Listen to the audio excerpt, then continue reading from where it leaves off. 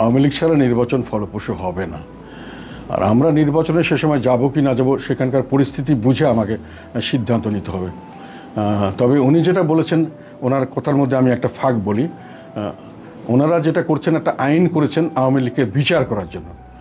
আইনের শাসনের অর্থ হলো আইন প্রয়োগের মাধ্যমে এবং বিচার প্রক্রিয়া শেষ করেই শুধু আপনি শাস্তি দিতে পারবেন। আইন করেছেন বিচার করুন, বিচার করার পরে কিন্তু শাস্তি দিতে পারবেন। কিন্তু ওনারা আইন করছেন বিচার করা শেষ করেননি, তার আগেই ওনারা শাস্তি দিয়ে ফেলেছেন যে কোনো রাজনৈতিক কর্মকাণ্ড করতে পারবে না। আবার ওইটাকে কার্যকর করেছেন, মানে ফাঁসির আদেশ দেওয়ার পরে কার্যকর করেছেন যে ওনাদেরকে ইলেকশনে করতে দেবেন না।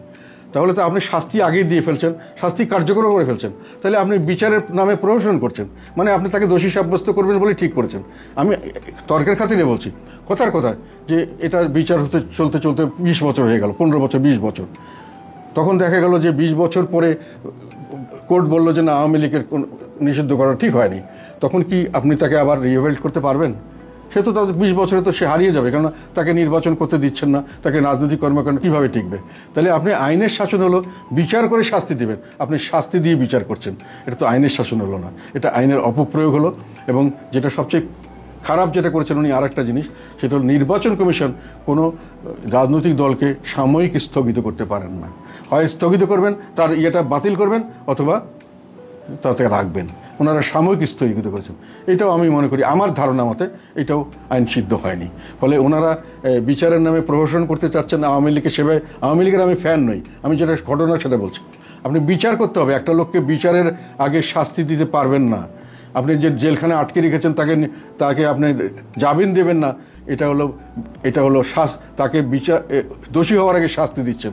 এটা অন্যায়, এটা পৃথিবীর সব দেশে অন্যায় হিসেবে গণ্য হয়। যতক্ষণ তাকে রায় না দেওয়া হবে ততক্ষণ আপনি তাকে কোনো শাস্তি দিতে পারবেন না। কিন্তু লক্ষ লক্ষ লোককে দেওয়া হচ্ছে, কী বলা হচ্ছে, আওয়ামী লীগের বিএনপি আমলে, আওয়ামী লীগের আমলে করা হয়েছে।